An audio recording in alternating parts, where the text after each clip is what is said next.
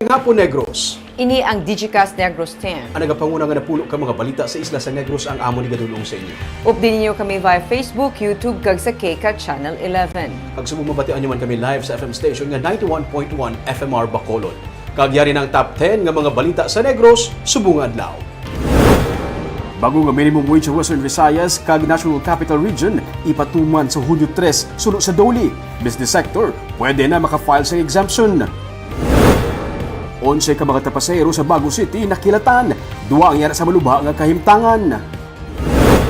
Tiglawas ang telecommunications company kag newly elected officials sa Bacolod nagsapol para sa pagpanghimo sang spaghetti wires.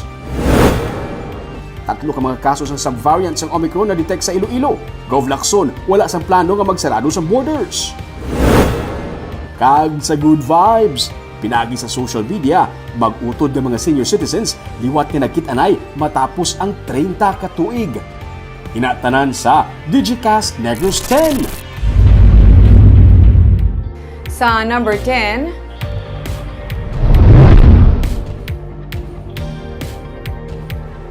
Negros Occidental, wala sang plano nga mag-close ang borders sini sa tunga sang kumpirmado nga subvariant cases ng Omicron sa Iloilo City. Suno kay Negros Occidental Governor Eugenio Jose Lacson, luyag nga panilagan anay sang probinsyang sitwasyon kag suno sa iya, hindi man lamang diri sa Western Visayas na detect ang amo nga subvariant ng Omicron. Ang pagpangita sa mga requisitos gani sa pag-abot sa mga airport kag seaport, suno kay Lacson, ang naghalog na kag masulhay ang pagbiyahe. Manubo man ang hospital admission subong sa probinsya. Importante nga mapangapinan sang tagsa-tagsa ang ikaayong lawas kag padayon nga seryosohon ang pagpamatok sa COVID-19. Karon nga natapos na ang kampanya kag piniliay, suno kay Lacson, wala na sang rason nga magtililipon. Sa report sa DOH, 2 sa 3 ka mga kumpirmado nga Omicron subvariant BA2.12.1 sa Western Visayas ang naka-recover na. Ang isa nagapabilin sa ospital sa Iloilo City.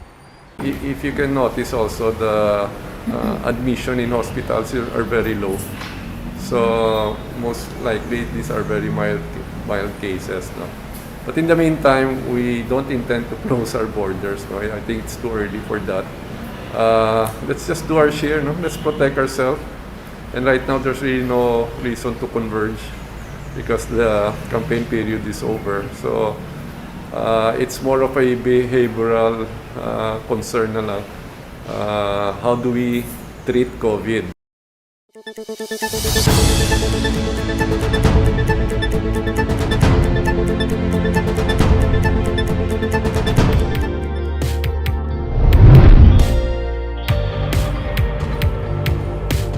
Sa number 9, mga teachers nga nagserbi nga katapos ang electoral board, nagapaabot nga magabato na sa ilang honoraria sa badason nga semana.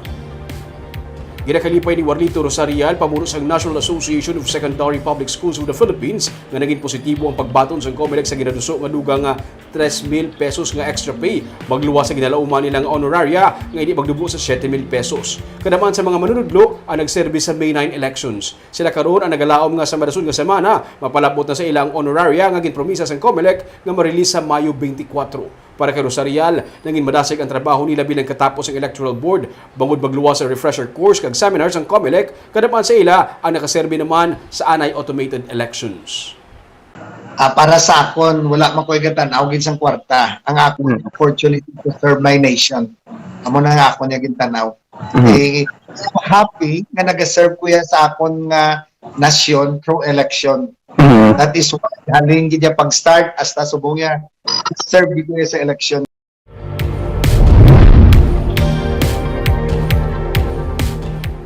Sa number 8, sa madason nga semana pagasugdan sang Negros Occidental ang pagpanagtag sang cash assistance gikan sa National Housing Authority para sa mga naigo sang Bagyo Odette.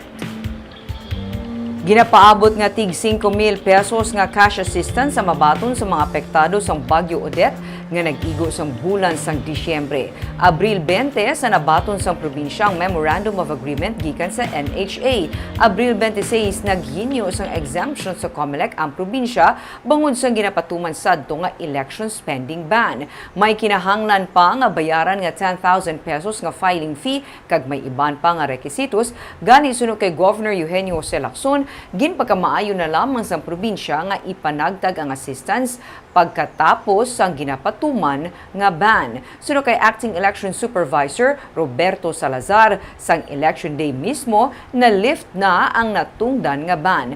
Tubtub naman sa Hunyo 8 ang election period kung sa diin nalakip diri ang pagpatuman sang gun ban. Kasubong man ang pagdumili sang pagpatuman sang transfer o kung ang pagdetail sa mga empleyado sa idalom sang civil service. Sa number 7,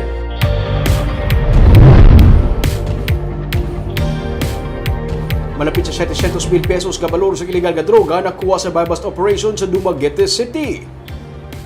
Matapos sa malapit sa 15 milyones pesos nga drug recovery sa Negros Oriental sining nga bulan, malapit sa 700,000 pesos naman nga balor sa illegal nga droga ang recovered kahapon sa buy-bust operation sa Barangay Luok, sudad sang Dumaguete. Subject sang buy-bust ang 47 anyos nga si David Bendijo Aguilar. Nakuha sa bag ni Aguilar ang ginabulubanta 100 gramos nga shabu. 680,000 pesos ang iya sining estimated market value kag kaso nga paglapas sa Republic Act 9165 ang ipasaka batok kay Aguilar.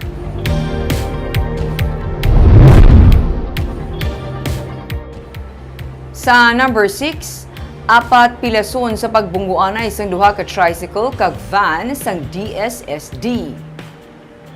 Apat ka persona ang pilason sa nagluntad nga multiple collision kahapon sa Hacienda Teresita Abada Road sa Barangay Granada sa Bacolod. Nalakip diri ang L300 nga van sa Department of Social Services and Development sang Bacolod City. Sa investigasyon sang PNP, naguba ang kadena sang tricycle nga ginadala ni Glenn Barrios gani naglapaw ini sa pihak nga lane. Kung sa diin nagasugatang isa pa ka tricycle nga Rusi kag ang L300. Sunod kay Police Staff Sergeant Winston Sun, traffic investigator, una nga nagbunggo ang tricycle ni Barrios sa Rusi tricycle nga ginamaneho ni Freddy ni Tunay. Matapos magbunggo, nagbaliskad ang tricycle ni Barrios tubtub nga magbunggo naman sa nagasugata sa gihapon nga L300 sa DSSD.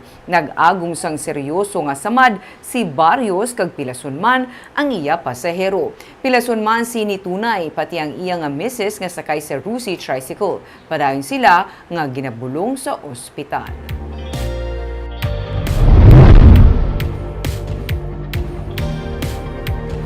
Sa number 5, medical coders. Ining panibago naman nga mga oportunidad ilabi na para sa mga negrense nga nurses karon nga may pandemic. May report si Nico Delfin. Frontliners ang Baguio City ang nurse nga si Relene Mendoza, pero sa tiyon sang pandemic, natagaan siya sang oportunidad pinaagi sa TESDA nga makaeskwela sang Medical Billing Professional Course. Isa siya karon sa 30 ka mapalaron nga nag-graduate kag natagaan sang oportunidad nga makaobra bilang isa ka US certified medical coder. Early pa ko na ma-out sa amon nga duty para makahaboy ko 8 a.m. until 1 p.m. nga nga klase. Salot. Oo, salot. Si sir kung damo-damo pala kainabot or mga cases namon kung isa nang lang gid ko na nang upamati lang ko jutay tapos dugay-dugay madula lang ko na dayon. Ang medical coder among naga-translate sang diagnosis ng doktor sa mga codes agod nga mas mangin mahapos kag mangin efficient ang pagproseso sang billing ilabi na sa tunga sang medical provider kag insurance company. During pandemic, di daw ka good like it ang obra as a nurse, so why not try another profession nga mas better ang salary kag mas ang time balahaw ng ang time daw maando ko lang pala sa according lang pala sa akong nga time. Suno kay Jodeline Cañete, President kag CEO ng isa ka Health Information Management Company, dako nga oportunidad hindi lang sa mga nurses ang medical billing profession, kundi pati na sa probinsya ng Negros Occidental nga may ikasarang nga mga education kag training hub sa pungsod. Upod sa TESDA, ang kumpanya ni Cañete among nagatrain kag nagatudlo sa mga kasubong ni Relene nga mangin medical coders. Bangod online ang trabaho, kag pwede nga home base, nagapati si Cañete nga sa bulig man sang gobyerno, makabulig ini para hindi na mag-abroad pa ang kadamaan sa mga Pinoy nga medical professional ilabi na karon nga pandemic. Mga challenges natin, kay kunti lang ang mga nurses diriya compare mo sa Manila. Pero damuon ta, lawigon ta pagid, we have to make it more I would say exciting para sa mga allied courses graduates nga maka-take mis lang opportunity. Ang Negros Occidental Language and IT Center o Nolit C, amusad tong nauna nga nag-offer sang medical billing course sa probinsya, kaupod man ang Bacolod Negros Occidental Federation for ICT ukon benefit kag knowledge process outsourcing firms para mapalambo pa ang healthcare information management jobs sa probinsya. Nico Delfin para sa Digicast Negros.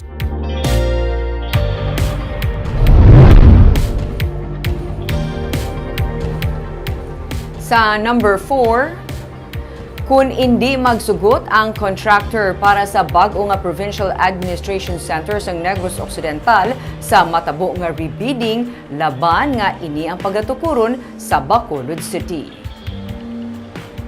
Nagsulat na si Governor Eugenio Lacson sa Dynamic Builders Incorporated ang contractors ng proyekto kung bala sila ang magasugot sa matabo nga rebidding. Sunod sa Government Procurement Policy Board, ang rebidding kinahanglan kung ang bago nga Provincial Administration Center ang pagatukuron sa propiedad sa probinsya sa Talisay City, tigaylo sa duta man sa probinsya sa Aguinaldo Street sa Bacolod City, sandig sa original nga plano. Sunod kay Lacson, ginahulat nila ang sabat sang contractor. Sa tion nga hindi ini magsugot, ini ang mangin isa ka legal nga issue. Sunod kay Lacson, nag-usik na ang probinsya sa 3 ka tuig para sa amo nga proyekto. Nagabalor sa halos 1 ka bilyon ka pesos ang pagpatukod sang bag-o nga PAC. Ginapaabot ang sabat sang Dynamic Builders Incorporated sa katapusan sang bulan.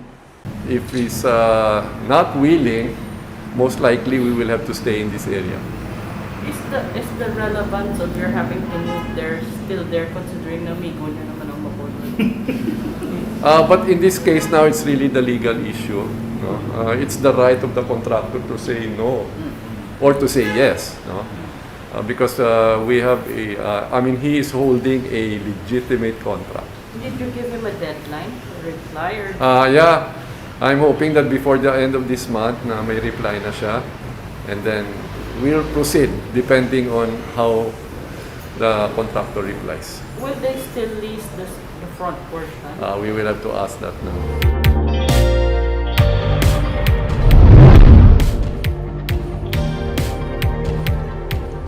Sa number 3, mga elected officials gipasalig na sa mga telecommunications company ilang pagasuguran ng paghimos sa mga spaghetti wires sa Bacolod. Ikatatlo sa 8-point agenda ni Mayor-elect Albi Benitez ang pagdula sa mga spaghetti wires o kung mga nagalaylay kag nagalinambod yung mga kable sa mga poste sa telecommunications company kag Central Negros Electric Cooperative o kung Sineco. Gani sa pagsinapol sa tiglawas sa mga telecommunications company upod sa re-elected Congressman Greg Gasataya, Councilor-elect Thady Saison kag Alice Pino, ilagi pasalig nga masugdan na ang pagkaayos ang nagalaylay nga makag mga nagalambod nga mga kable sa poste. Sunod sa kay Saison, wala pa sang patod nga adlaw kung sano suguran sang telco ang paghimos sang mga kable. Pero nagpakita ilang nga suportado sa mga telco ang luyag matabo ni Benitez agud masiguro ang public safety, ilabi na sa mga motorista kag kasubuman nga mapasiguro nga mangintayo yun ang internet connectivity.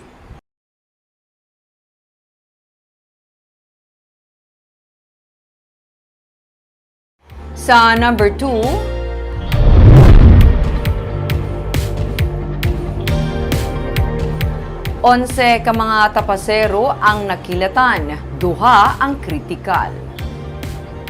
Yara sa karon sa malubha nga kahintangan ang duha sa 11 ka mga tapasero nga nakilatan kahapon sa Puro Concordia, Barangay Maaw sa siyudad sa Bago. Sa Regional Hospital, ginabulong sa karon si Herson Subong, samtang sa Silay Provincial Hospital naman si Carlo Peralta. Sunod sa Bago PNP, nagapanapas kag nagakarga sa mga tubo sa truck ang mga tapasero sang hinali magbunok ang ulan. Nagpasilong sa idalom sang truck ang 11 ka mga tapasero, gulpi na lang sunod sa pulis, nagpangilat kag sang pagabalikid sang driver sang truck, nagahigda na ang mga tapasero nga naigo sang kilat.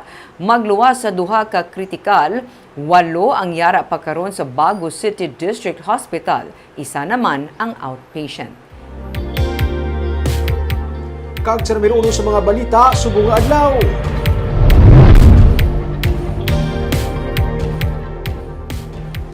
Bago nga minimum wage, aprobado na kag pwede na mapatuman sa Hunyo 3. Sa announcement sa Department of Labor and Employment sining hapon sa ilang official page, ginaprubahan sa National Wages and Productivity Board sa Martes ang bago nga minimum wage sa National Capital Region kag Western Visayas kung saan kabahay ng Negros Occidental kag Bacolod City.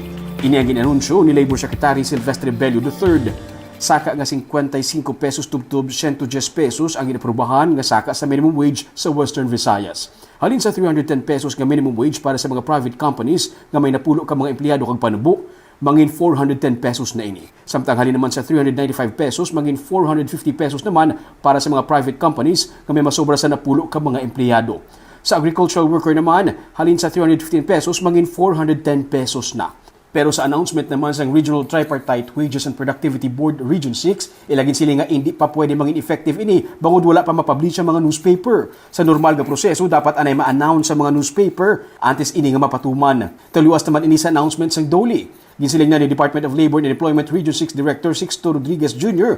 nga ang mga kumpanya nga hindi pa makasarang magpatuman sini ang pwede maka-file sa exemption sa DOLE. Damlag pa, ginsiling sa business sector nga bad timing ang pagpasaka sa minimum wage bangod wala pa makabawi ang mga magagmay nga mga kumpanya sa halit sang pandemic.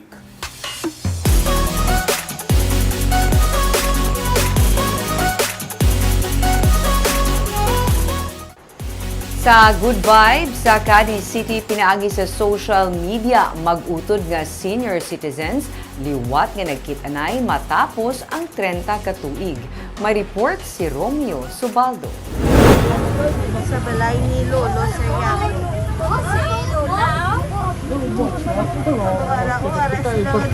Ilan na natin ang masan mo na ito? Salamat. Wala na sabay na hambal pa nga mga tinaga.